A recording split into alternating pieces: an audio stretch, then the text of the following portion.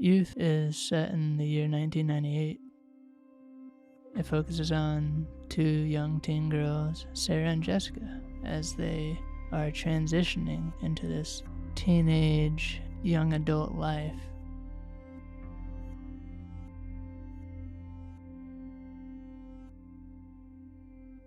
Youth is a love letter to my childhood.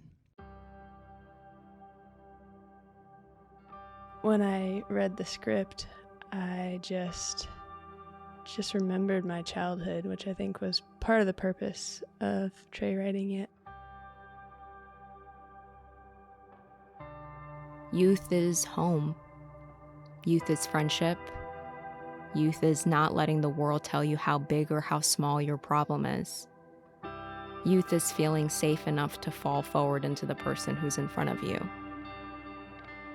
Youth is saying goodbye. Youth is saying hello to new beginnings. Hi, I'm Camila Escobar. I'm playing Jessica in the film Youth.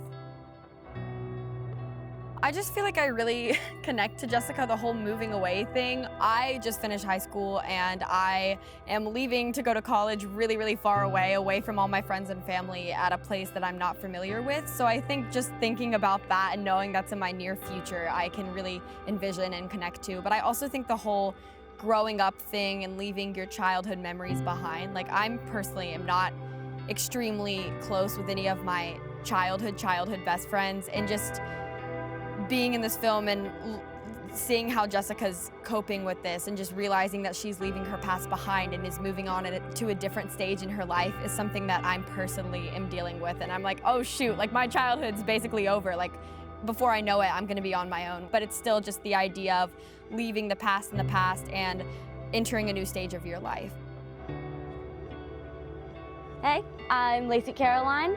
I am playing Sarah in Youth.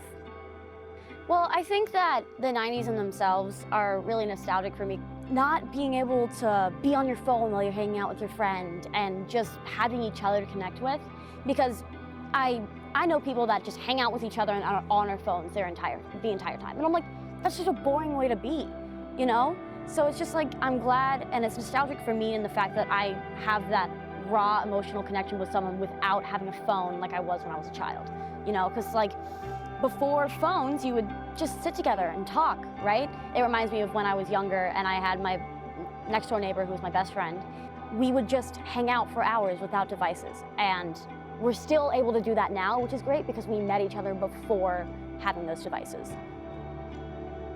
Trey has such a big heart and wants so much to see the best in everyone.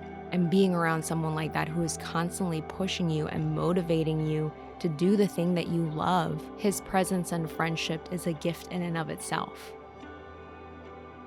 There was a lot of nostalgia to this particular film, and I hope that other people can experience that too in their own way, whether they moved a lot as a kid or had friends that moved away. And in that era where there wasn't really a good way to keep up with people, it really was kind of like a final goodbye, and that was a lot harder then than maybe it might be now. I think it's really interesting in a time where we're blessed with the gift of communication and technology that we explore ideas that generations nowadays couldn't even fathom. I think the story is important. I think it's telling about a simple message of relationship. You know what would be really cool?